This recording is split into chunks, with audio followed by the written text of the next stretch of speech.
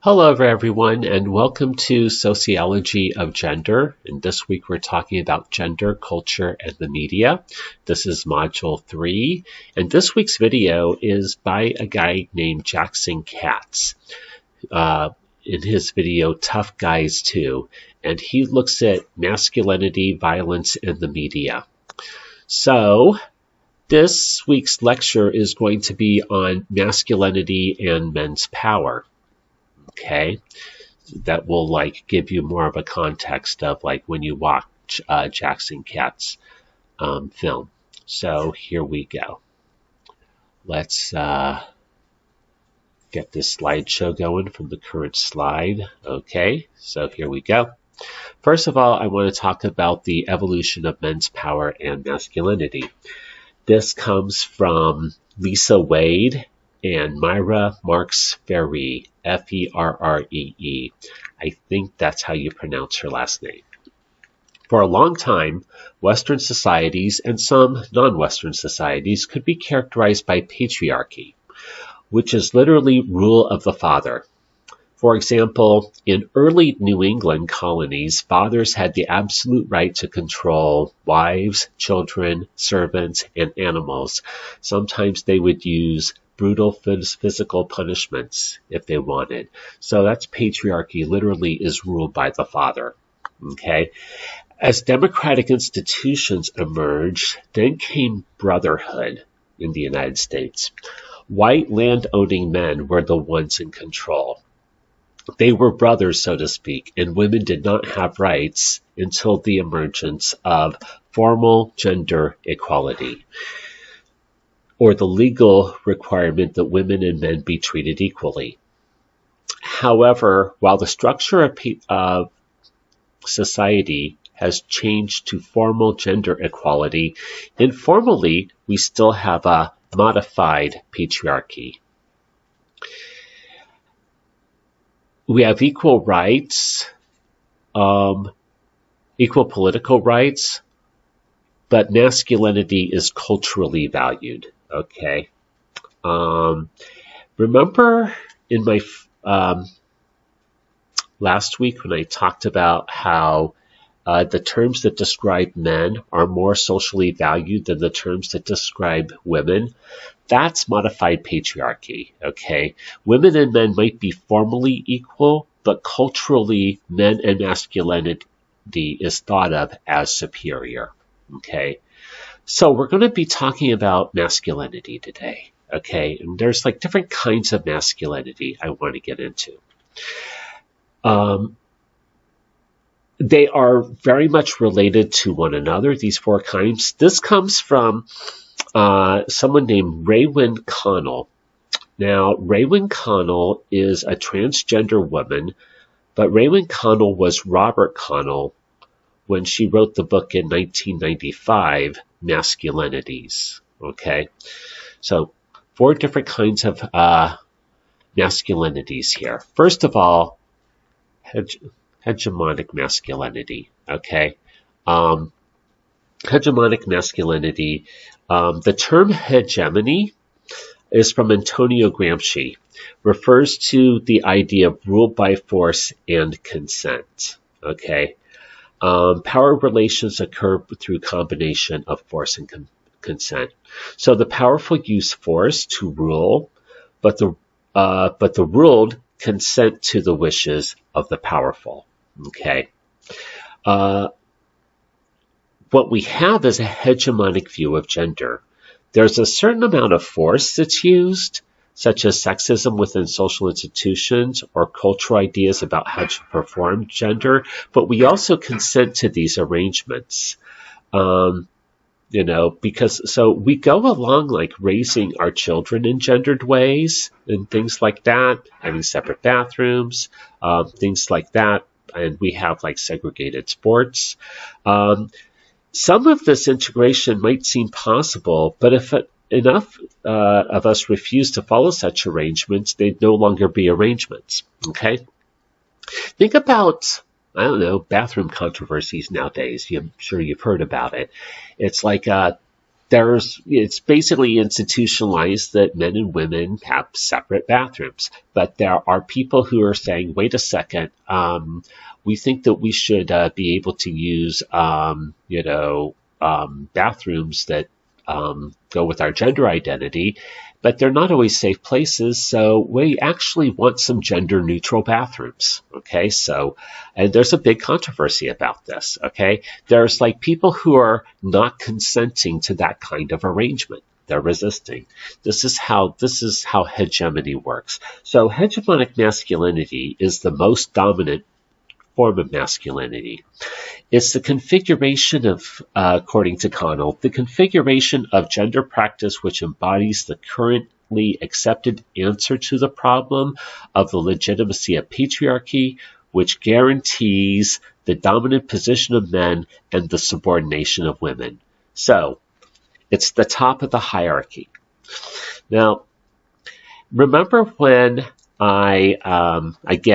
last week when I had all those qualities about the real man, the ideal man, and things, or what's expected of men, this is the hegemonic man is the real man, according to Wade and Ferry. Okay. Wade and Ferry say something interesting. Quote, he has the athlete's speed and strength, the CEO's income, the politician's power, the Hollywood heartthrob's charm, the family man's loyalty, the construction worker's manual skills, the frat boy's tolerance for alcohol, and the playboy's virility. Okay? Now, nobody is like that 100%. Okay? It's an ideal type, or a rod by which everything else is measured. So nobody is really like this, but this is just the ideal that people are measured up against, particularly men, but sometimes women too. Okay. Hegemonic masculinity is always unstable. Okay. All men will fail sooner or later, though many men try. And when they fail, they have to deal with consequences of failure, often stigmatizing labels from other men. Okay. Second, we've got complicit masculinity. So yeah, again, hegemonic masculinity is the dominant form of masculinity in society. And so I read this quote from Connell earlier. Okay. So we've got that. Next, we've got complicit masculinity. Okay. This describes men who may not enact forms of hegemonic masculinity, but benefit from it, okay? Like in the mean, cruel world of capitalism, there is a lot of competition, which is a form of hegemonic masculinity. Entrepreneurs who fight to get ahead may be engaging in hegemonic masculinity, but those who work for them might be complicit because if their CEO succeeds, they might benefit too with more money, status, etc. Okay? So a man might not embody the characteristics of hegemonic masculinity in this way, but since he works for a company in which men are valued more than women, he benefits with extra economic rewards and male privilege. Okay? This is part of what makes it hegemonic. Not only are we forced into a gendered system, but we consent to this arrangement because oftentimes when we consent to this arrangement, we have some benefit from it. Those men who most fit this idea of hegemonic masculinity masculinity are most rewarded, okay? But yet those who are complicit in it are also rewarded. Okay.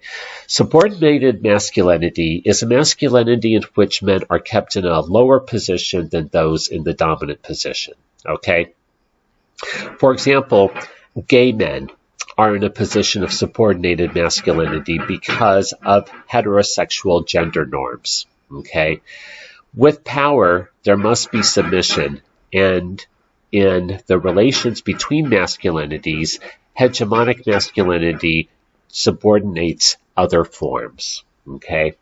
Finally, we've got marginalized masculinity is a masculinity which men do not gain power because of other factors such as race and class. Okay.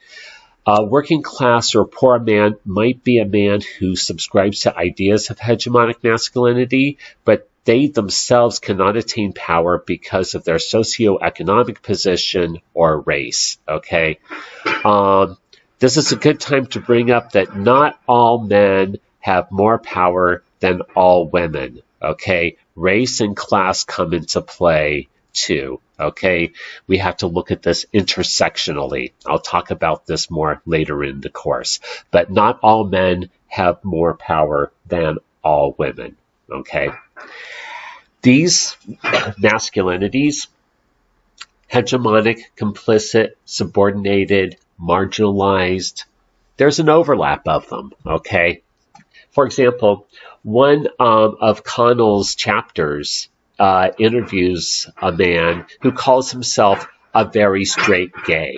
Okay, so on the one hand, he embodies a lot of characteristics of hegemonic masculinity, but he is also subordinated because he is gay. All right, so he's got this, so he's got both things going on. And this can all overlap and come out more than others, okay? I have to feed my dog. I'll be right back.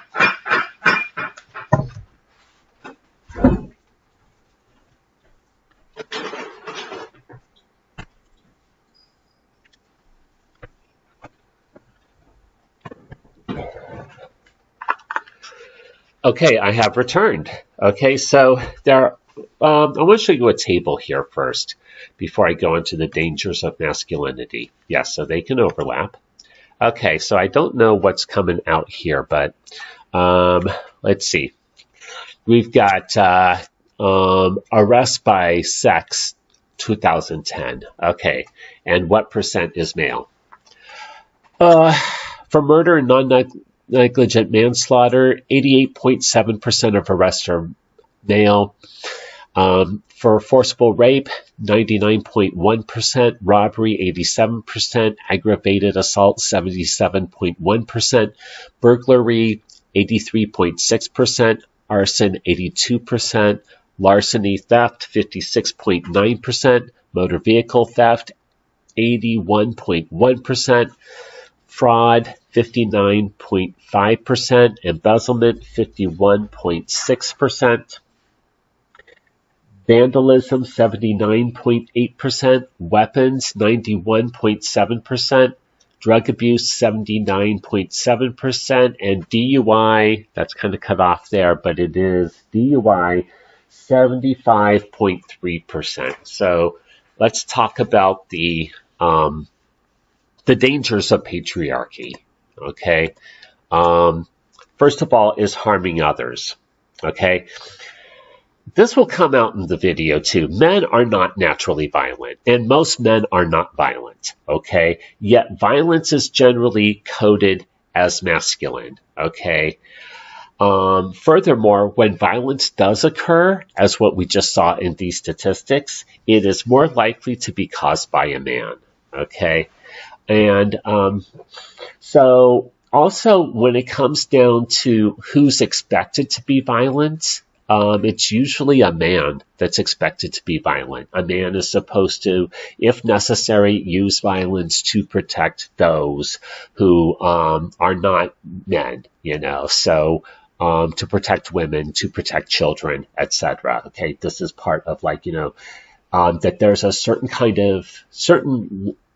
level of violence that is expected from men, okay, or at least the potential to be violent. Okay, if a situation might call for it, but yet sometimes the violence, a lot of violence that happens is not necessary. Okay, so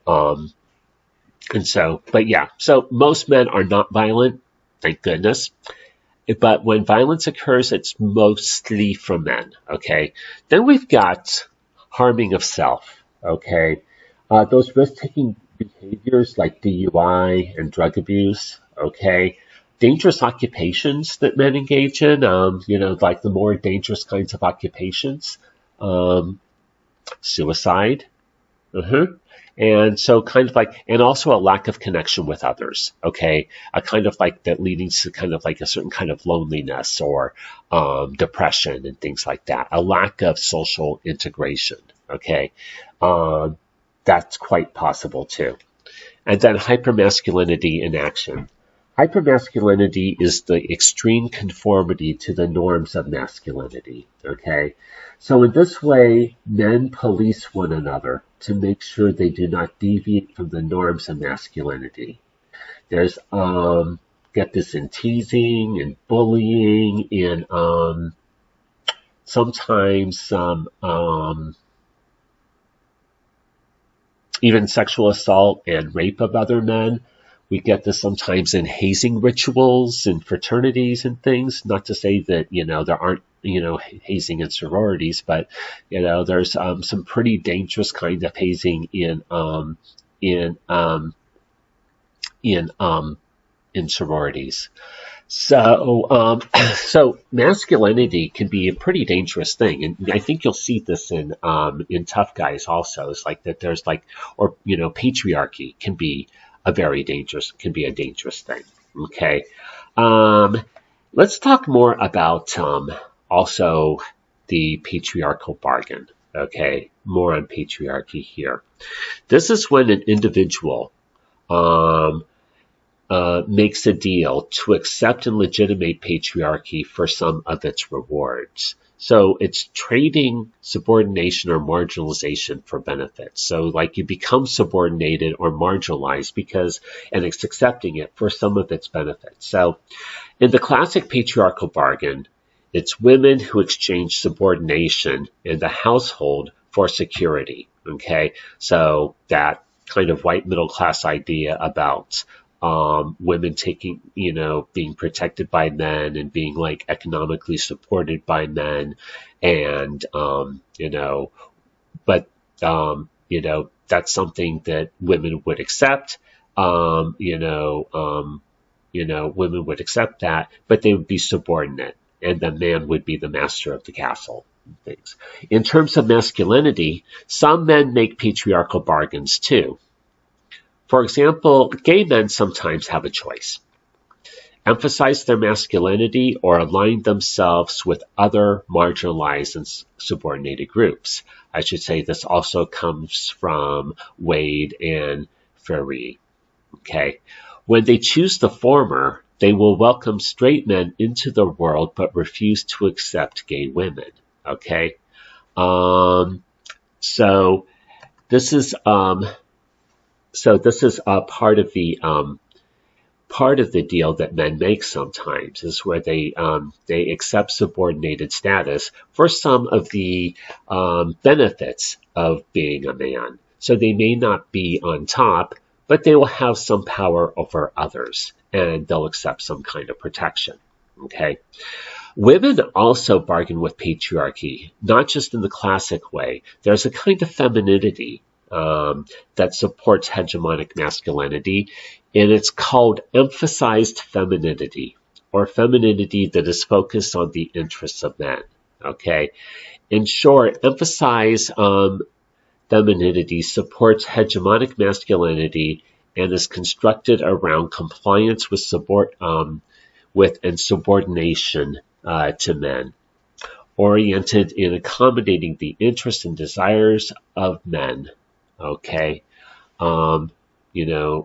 things, men's desires. So, some of the features include sociability. Okay, acceptance of marriage and childcare, ego stroking, sexual receptivity for younger women, and motherhood for older women. And we see a lot of emphasized femininity in the media. Okay, I often show another video. I showed this in my intro class, and I've shown it in my other classes before, and I highly recommend it. It's called Killing Us Softly 4. Okay, and it's about representation of women in advertising. And you see a lot of emphasized femininity in this, in glamour magazines like Cosmo and Vogue and Elle and places like that. So emphasized femininity is also something, a kind of a patriarchal bargain in a certain way, supporting hegemonic masculinity. Okay. Okay. So, finally, we're on to the theories of the media. Okay. This is, those of you who are in my intro class also have this. Okay. Oh, I didn't, this is just one slide here. Okay. First of all, the first is the reflection hypothesis. Okay. The reflection hypothesis, states that the mass media reflects the values of the general population. So, there's people who produce media have to keep in mind who this is going to appeal to. And there's a certain amount of truth to this, because if it doesn't, if it doesn't appeal to the values of the general population, it won't catch on. Okay. I think there's some truth in it. It's like, it's not necessarily the general population, but at least a population, a money-making population. It has to catch on with somebody in order for it to be successful. Certain things, might not catch on. Okay, might not be, so it doesn't exist. Okay, so that's a reflection hypothesis. The media just reflects the values of the general population. Cultivation theory states that the media forms more or less a consistent worldview within people. So it doesn't just reflect the worldview of society, but cultivates it. Okay, some people say that, and you'll see this in the video, in the Jackson Katz video, Tough Guys, you can think about cultivation theory and the reflection hypothesis in your responses, okay? So it doesn't just reflect the worldview of society, but cultivates it. Here's an example. My favorite example is crime and people's view of crime. In the 1990s, crime went down. The crime rates went down, but people thought the crime rate went up. Okay. Why? Media. Okay. America's Most Wanted and Cops, these reality crime shows, and other kinds of, crime in the media got people to think that crime was going up when in fact crime was going down. Okay, and people who consume more media, especially more of these kinds of media, more crime-oriented media, think that the crime rate is higher than it is. Okay. Social action theory claims that media audiences are active participants in constructing the meaning of media messages. In other words, they are not just passive viewers, but interpret the meanings of media messages. So those who work in social action theory are interested in the producer's intention, the actual content, and the audience interpretation. Okay. My favorite example here comes from an old TV show that some of you may remember called All in the Family, in which the producers intended the main character, Archie Bunker, to be kind of a buffoon, okay, and not take him seriously. But the audience often read him as likable and and identified with him, okay, because people were actively, engaged in reading the messages. They were not just passive viewers here, okay.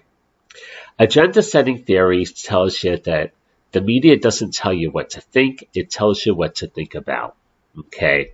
So it sets an agenda. First is framing. Okay, I want to talk about framing before I talk about priming. Okay, framing calls attention to some aspects of reality and obscures other elements, which might lead audiences to have a different reaction. Okay, so framing, focuses on one thing and obscures other things. For example, when we think about who ran for president in 2016, we come up with names like Donald Trump, Hillary Clinton, Bernie Sanders, Ted Cruz, Marco Rubio, and, people like that, Jeb Bush. Republicans and Democrats. Okay, it takes a little while to think about people like Jill Stein or Gary Johnson. Jill Stein is from the Green Party. Gary Johnson is from the Libertarian Party. The media frames politics in terms of Republican and Democrat, okay? And the media does a lot of framing of gender, too. So I get you, again, it doesn't tell you what to think, it tells you what to think about. So in thinking about gender, it frames gender in a particular way. Priming is another thing, okay? Priming is it's a psychological process whereby there's an emphasis on particular issues. It not only increases the importance of those issues, but brings to mind other information around those issues. Okay, for example, if a bomb goes off, we start thinking about other times in the media when we've heard a bomb's going off. Many people would think of, say, Middle East. Somebody from the Middle East did it or something like that. That would be their first reaction because 9/11 and other kinds of like very, let's say, media dominant events that dominated the media. Okay. Are those kinds of things. When terrorism happens by a lot of people, a lot of people commit acts of terrorism, but they're often not framed as terrorism. Okay, so people are primed to think that terrorism is something that's Middle Eastern. Okay, so rather than something that is committed by say white middle class men. Okay. Media dependency theory talks about the link between the individual media and larger systems. So this is how media, people depend upon the media to get their needs met. Okay, so because their own experience is limited. Okay, natural disasters, I think, are a good example of this. Okay, so. Okay, this lesson is only about half an hour because Tough Guys is a pretty long video. So there'll be an activity that I post also. I think what I'm doing for the activity is this, and I'll post this to make sure. I want you to go into the media, either television shows or movies or popular songs. I want you to bring in a positive example of masculinity. For example, go to YouTube, get a clip, a song, a clip from a movie, a clip from a television screen, post it in your assignment. I'll watch it, and also write some words about why this is a positive example of masculinity. Okay? Because there's, we're talking about, Jackson Katz's video is going to have a lot of, say, examples that you might not feel is very positive. So let's look for more models of, positive models of masculinity. Okay? And I will talk to you later. Okay. Have a great day, week, month, etc. Bye.